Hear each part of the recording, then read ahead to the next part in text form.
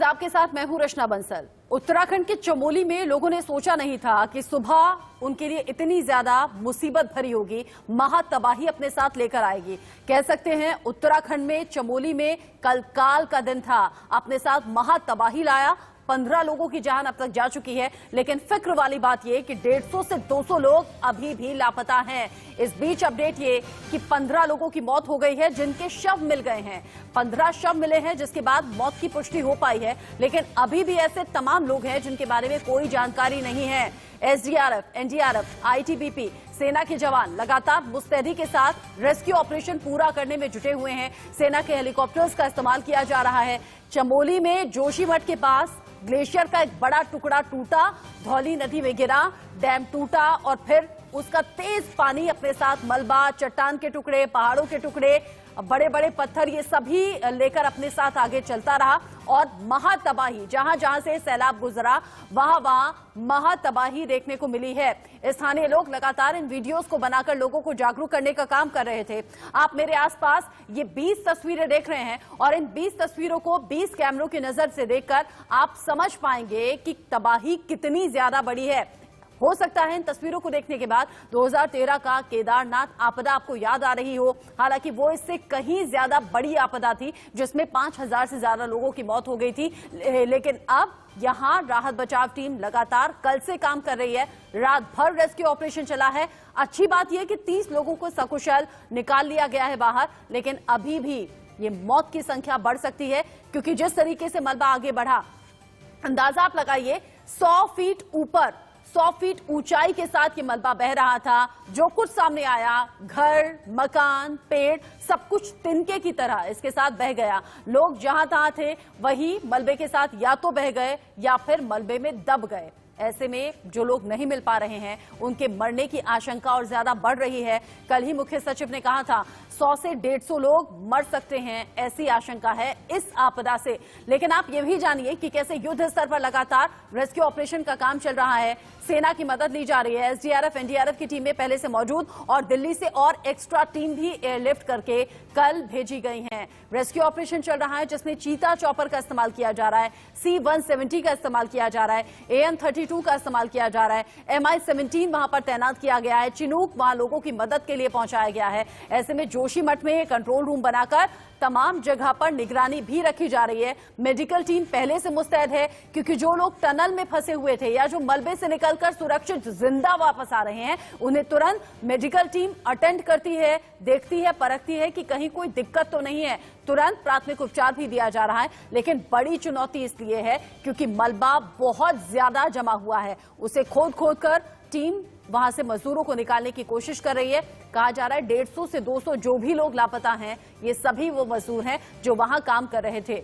इस बीच आईटीबीपी के प्रवक्ता विवेक पांडे ने ताजा हालात की जानकारी दी है, आप सुनिए। हमने अपने जो सर्च ऑपरेशन है सेकेंड टनल के लिए, उसको इंटेंसिफाई कर दिया है। लगभग 30 लोगों के वहां फंसे होने की हमें सूचना है और हमारे लगभग 300 जवान आईटीबीपी के वहां पर लगातार टनल को क्लियर करने में लगे हुए हैं, जिससे लोगों को वहां से निकाला जा सके। जो स्थानीय प्रशासन की तरफ से सूचना है उसमें इस प्रकार से बताया गया है कि लगभग 170 लोग इस आपदा में मिसिंग हैं। 12 लोगों को कल आईटीबीपी की टीम ने एक टनल से निकाल लिया था। ये 30 लोगों की दूसरी टनल है जहां पर कि ये लोग अभी फंसे हुए हैं। साथ ही साथ कल शाम तक 7 डेड बॉडीज मिली थी अलग अलग इलाकों में और 6 लोग इंजर्ड हुए हैं। फिलहाल राहत और बचाव का कार्य चल रहा है और आईटीबीपी की टीम्स अलग अलग इलाकों में बचाव कार्य कर रही हैं। आवश्यकतानुसार और टीमों को भी वहां पर अगर जरूरत पड़ती है तो भेजा जाएगा। फिलहाल हमारा पूरा फोकस है कि हम लोग टनल में जो लोग फंसे हुए हैं उनको निकालें, बिकॉज उनके जीवित होने की संभावना है और उन पर पूरा फोकस अभी हम लोग कर रहे हैं कि उनको पहले हम वहां से निकालें। एसडीआरएफ, एनडीआरएफ, आईटीबीपी के जवान, सेना के तमाम जवान जो वहां पर तैनात होकर लोगों को निकाल रहे हैं ना, ये किसी भगवान से कम फिलहाल उन लोगों के लिए नहीं है जो जिंदा बचकर लौट रहे हैं। लगातार जो परिवार वाले हैं वो ये दुआ कर रहे हैं कि उनसे जुड़े हुए लोग जिंदा वापस लौट कर आए। लेकिन फिक्र वाली बात ये 150 से 200 लोग अभी तक लापता हैं, जिनके बारे में कोई जानकारी नहीं मिल पा रही है। किसी ने नहीं सोचा था। बहुत सी योजनाएं वहां पर चल रही थी, परियोजनाओं का काम चल रहा था, कई प्रोजेक्ट्स पर मजदूर काम कर रहे थे। राहत की बात इसमें सिर्फ एक है कि कल संडे का दिन था, लोगों की संख्या कम थी, तबाही के दौरान लोगों की संख्या कम थी, वरना रोजाना हजारों की संख्या में लोग पहुंचते थे। मेरे दो तरफ दो तस्वीरें आप देख रहे हैं, ये दो तस्वीरें जो किसी ने सोचा नहीं था। यहां शांतिपूर्वक तरीके से मेरे दाएं तरफ आप देख रहे हैं जहां लोग रोजमर्रा की जिंदगी बसर कर रहे थे, रोजाना सुबह मजदूरी पर जाना, क्योंकि कहा यह जा रहा है जहां से महासैलाब, महातबाही के साथ गुजरा है, वहां मजदूरों के परिवार रहते थे, वहां वो तमाम मजदूर रहा करते थे जो इन परियोजनाओं से जुड़े हुए थे, इन प्रोजेक्ट्स पर काम कर रहे थे। ये उन्हीं के घर हैं और ये आज की तस्वीरें हैं जहां मलबे में सब कुछ दब चुका है, घरों को नुकसान पहुंचा है, कई लोगों की जान जाने की संभावना है। 15 शव तो निकाल लिए गए हैं, लेकिन फिक्र वाली बात यह कि यह आंकड़ा अभी बढ़ेगा। मुख्य सचिव ने कहा है 100 से 150 ये संख्या हो सकती है। इस बीच उत्तराखंड के डीजीपी क्या कुछ कह रहे हैं, सुनिए।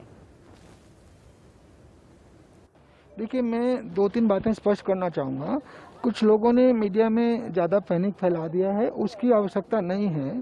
स्थिति है कि कल एक बार का वन टाइम हादसा था ये, जो ग्लेशियर टूटा, उसके साथ पूरा पहाड़ टूटा, बोल्डर्स आए, मलबा आया और वो उसने जो रैनी प्रोजेक्ट था, रैनी पावर प्रोजेक्ट, उसको पूरा बहा दिया और डाउन स्ट्रीम 5 किलोमीटर आगे तपोवन था, उस पर बड़ा इम्पैक्ट किया। तो पहले प्रोजेक्ट से 32 लोग मिसिंग हैं, दूसरे प्रोजेक्ट से 121 लोग मिसिंग हैं। ये अभी तक हमारे पास फिगर्स आई हैं। इनमें से 10 डेड बॉडी रिकवर हो गई हैं, 3 डेड बॉडी तपोवन से और 7 डेड बॉडी कर्णप्रयाग तक के रास्ते में। राहत कार्य तो पूरी रात वहां पर चलता रहा। 2 प्रोजेक्ट थे, एक तो रेणी गांव में जो ऋषि गंगा प्रोजेक्ट के नाम से था और ऋषि गंगा नदी पर ही है, ये तो पूरी तरह वॉश आउट हो गया। वहां से 5 किलोमीटर दूर तपोवन गांव के पास ये तपोवन विष्णुगाड जो परियोजना है उसका काम चल रहा था। इसमें बड़ी संख्या में श्रमिक काम कर रहे थे क्योंकि ये निर्माणाधीन था। अभी तक जो पूरा आंकड़ा आया है 203 के आसपास मिसिंग की खबर आई है। आईटीबीपी, सेना और जो हमारी एसडीआरएफ है, हमारी पुलिस है, ये सब लोग वहां पर रेस्क्यू ऑपरेशन में लगे हुए हैं। एनडीआरएफ भी कल शाम पहुंच गई है, वो शाम को ही देहरादून से बाई बस उनको रवाना किया गया है। आज और भी एनडीआरएफ की भेजने की तैयारी है। कल दोपहर से, कल सुबह से हम लगे हुए हैं जब से डिज़ास्टर हुआ है। एंड कल जो 12 लोग निकले थे उसको भी हमने मेडिकल एड दी है एंड वो 12 ठीक हैं, सेफ हैं, स्टेबल हैं। एंड अभी हम जो अंदर जो टनल में और फंसे हुए हैं, जो रेस्क्यू ऑपरेशन चल रहा है, उसको कवर करने के लिए हम आए हुए हैं। होपफुली उसमें भी कुछ सर्वाइवर्स होंगे तो हम उसको भी रेस्क्यू करेंगे एंड उसको फर्स्ट एड देंगे। हमारी अभी फ़िलहाल 2 टीमें लगी हुई हैं, एक दूसरे साइड पे थी और एक यहाँ पे है। मेन टीम जो है हमारी यहाँ पे, क्योंकि यहाँ पे मेजर रेस्क्यू है, यहाँ पे काफ़ी बंदे फंसे हुए हैं, तो मेजर टीम जो है हमारी यहाँ पे। और इसी खबर पर ज्यादा अपडेट के लिए धर्मेंद्र हमारे संवाददाता जुड़ गए हैं। कल से अब तक तमाम अपडेट हम तक पहुंचा रहे हैं। धर्मेंद्र, सबसे पहले तो ये बताइए, रेस्क्यू ऑपरेशन कहां तक पहुंचा, कितने लोग सकुशल निकाले गए हैं, मौत का आंकड़ा कहां तक पहुंचा, अधिकारी क्या कह रहे हैं, कितना वक्त लगेगा टनल में फंसे हुए लोगों को निकालने में, और जो लापता है उनके बारे में क्या अपडेट?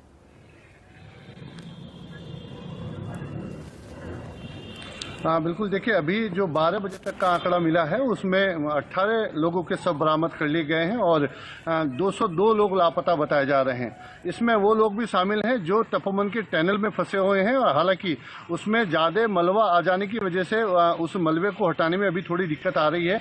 सुबह से ही जो रेस्क्यू चल रहा है वो मुख्य तौर पर जो तपोवन टनल है वहाँ पर चल रहा है।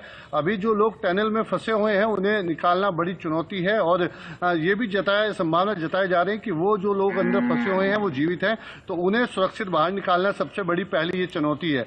उसके साथ ही जो रेस्क्यू में लगाए हुए लोग थे वो काफी अब बढ़ा दिए गए हैं। आईटीबीपी, एनडीआरएफ, एसडीआरएफ के साथ सेना के जवान बड़ी संख्या में यहाँ पर रेस्क्यू कर रहे हैं। रात भर रेस्क्यू यहाँ पर चला है। आज का अपडेट ये है कि वायु सेना की भी मदद ली जा रही है, वायु सेना की टीम भी वहां पर पहुंच गई है, तो बड़े स्तर पर यहाँ पर कार्य किया जा रहा है। सुबह जो चमोली की डीएम है स्वाति भदौरिया, उन्होंने बताया था कि जो 5 पुल बहे हैं इस आपदा में, उसमें पहाड़ के तिहरे गांव हैं उनका बिल्कुल संपर्क टूट गया है, तो वहां पर हेलीकॉप्टर के माध्यम से दवाई भिजवाई जा रही है, राशन भिजवाया जा रहा है और जो आवश्यकता की वस्तुएं हैं वो वहां पर भिजवाई जा रही हैं। और इस बात को जिला हालांकि समझ प्रशासन सकते हैं धर्मेंद्र की कितना ज्यादा चुनौती भरा काम है, वहां मलबे को हटाना, लोगों को सकुशल निकालना बहुत ज्यादा चैलेंजिंग फिलहाल सभी टीम के लिए है जो रेस्क्यू टीम काम कर रही है। स्वाति भदौरिया का जिक्र चूंकि आपने कहा, एक बार सुन लेते हैं अभी तक रेस्क्यू कहां तक पहुंचा, फिलहाल अपडेट क्या है। ऑपरेशन चल रहा है और एनडीआरएफ की टीम भी आ चुकी है और वो कई सारे अपने इक्विपमेंट्स भी लेकर आए हैं, तो उनके द्वारा भी ट्राई किया जा रहा है अंदर जाने के लिए। और इसके अलावा जो हमारे 13 गांव उधर के साइड में कट ऑफ हैं जिस ब्रिज टूटने से, उनका भी रेस्क्यू शुरू हो चुका है, उनको भी जो राहत सामग्री है वो पहुंचाई जा रही है। मेडिकल टीम भी हमारी पहुंच चुकी है और जो इधर उधर कहीं पहाड़ पर भी लोग फंसे हैं उनको भी रेस्क्यू हेली के माध्यम से किया जा रहा है। जो तस्वीरें सामने आ रही हैं डराने वाली हैं, पूरी तरह से तस्वीरें हम आपको दिखा नहीं सकते, धुंधली तस्वीरें हम आपको टीवी स्क्रीन पर दिखा रहे हैं क्योंकि दिल दहला देंगी ये तस्वीरें आपकी। उत्तराखंड में कैसे तबाही आई है, जायजा लेने के लिए पहुंचे संवाददाता कुलदीप राणा, ये रिपोर्ट आप देखिए। यहाँ पे ये आपदा आई थी, वहाँ पे हम मौजूद हैं। यहाँ पे लगातार इस आपदा के बाद जिस तरह से सेना ने मोर्चा संभाला और लगातार राहत और बचाव के कार्य चल रहे हैं, अभी तक 10 लोगों के शव निकाले जा चुके हैं और करीब 12 लोगों को सुरक्षित सुरंग से निकाला जा चुका है। जो सुरंग यहाँ पे आप दिखाई दे रहे हैं, 12 लोग सुरंग से सकुशल निकाले जा चुके हैं और 10 लोगों के शव अभी तक निकाले जा चुके हैं। इसके अलावा करीब 150 से अधिक लोगों के अभी भी इस सुरंग के अंदर फंसे होने की आशंका जताई जा रही है, लेकिन लगातार सेना, आईटीबीपी के जवान लगातार युद्ध स्तर पर मोर्चा संभाले हुए हैं और रात की इस भीषण ठंड के बावजूद भी जिस तरीके से यहाँ पे राहत और बचाव का कार्य चल रहा है, कहीं ना कहीं उम्मीद जताई जा रही है कि जल्द इस पूरे ऑपरेशन को अंजाम तक पहुंचाया जा सके और जो तमाम यहाँ पे अंदर लोग, जिन लोगों के फंसे होने की आशंका जताई जा रही है, उनको सकुशल वापस बाहर निकाला जा सके। Kuldeep Rana, India News, Tapovangarh. रात 2 बजे की रिपोर्ट आप देख रहे थे। दरअसल जो बाहरी टनल है वहां से लोगों को सकुशल निकालने में बहुत ज्यादा मशक्कत नहीं हुई, लेकिन मेन टनल में अभी भी अंदर मलबा फंसा हुआ है। 100 मीटर अंदर तक टीम पहुंच गई है, वहां फंसे लोगों को निकालना बहुत बड़ा चैलेंज है।